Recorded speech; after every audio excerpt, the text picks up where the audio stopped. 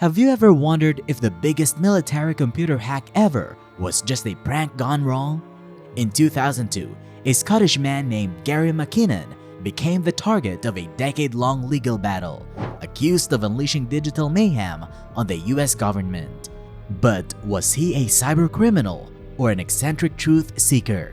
Stick around to find out the truth about the man who hacked the US government. The Bedroom Hacker.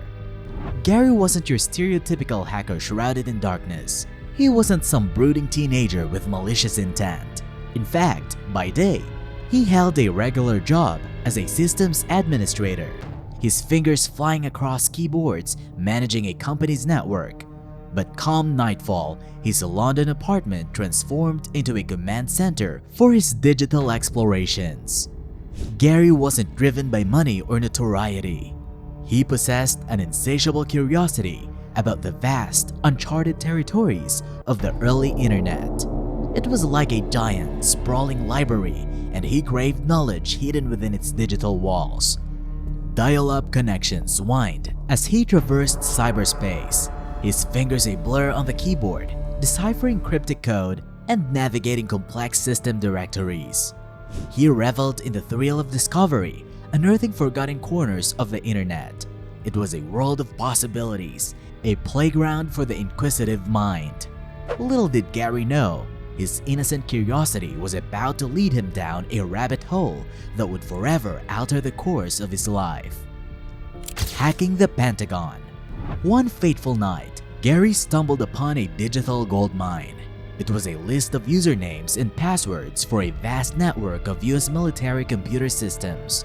Back then, cybersecurity wasn't the impenetrable fortress it is today.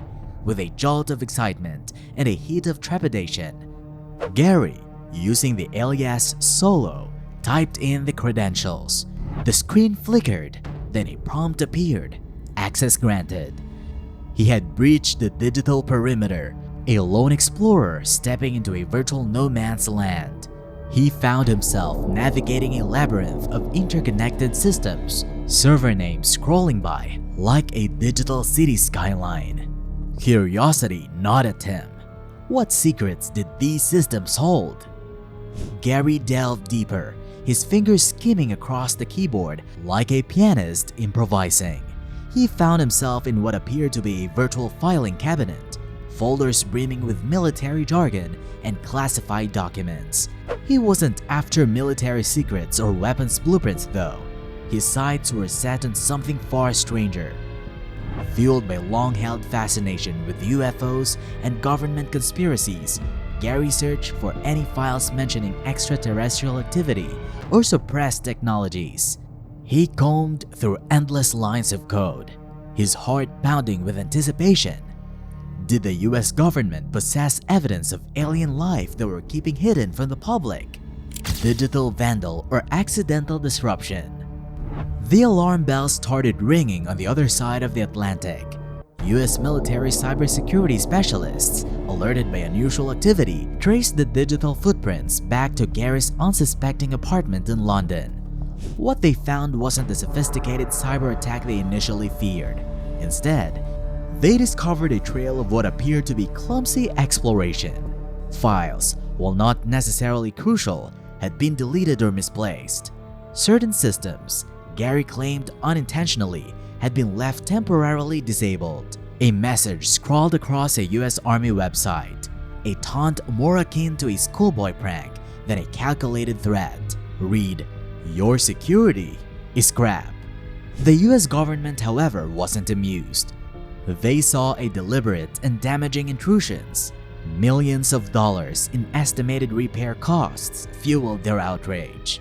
News reports painted Gary as a digital vandal, a lone wolf hacker wreaking havoc on national security. But Gary insisted he was just a curious soul, albeit a little clumsy perhaps. He argued he hadn't caused any real harm, just poked around a bit, looking for answers to questions that gnawed at him.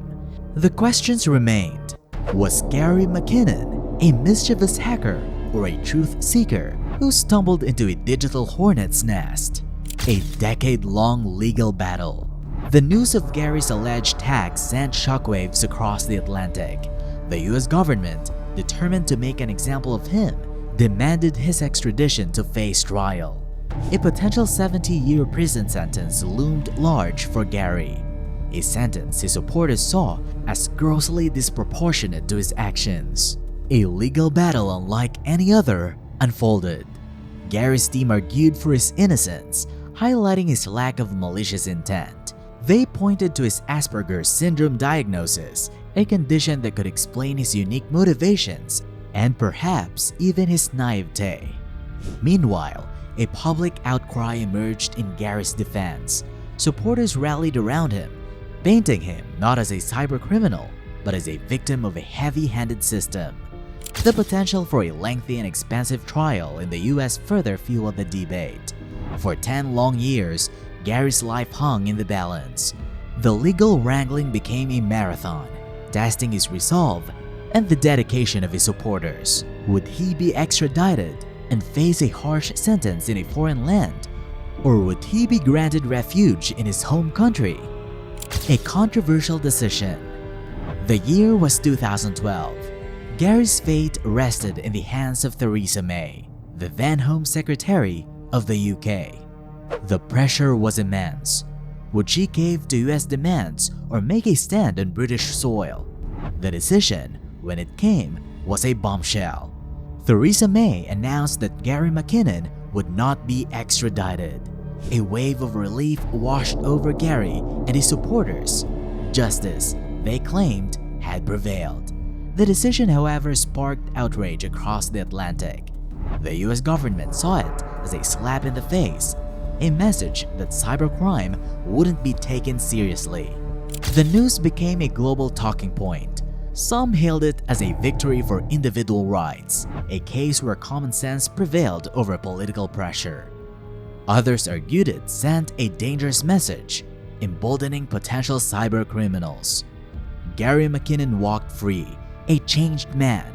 The ordeal had taken its toll, but it had also brought him a newfound sense of purpose.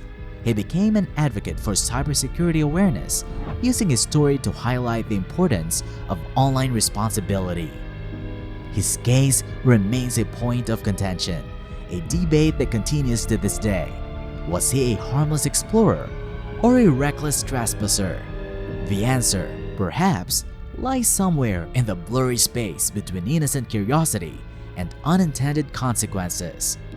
Gary McKinnon's story serves as a reminder of the ever-evolving world of cybersecurity, a world where the lines between exploration and exploitation can be precariously thin. Share your thoughts in the comments below, and if you like this video, click the next one shown on the screen. I'm sure you'll like it. Thanks for watching.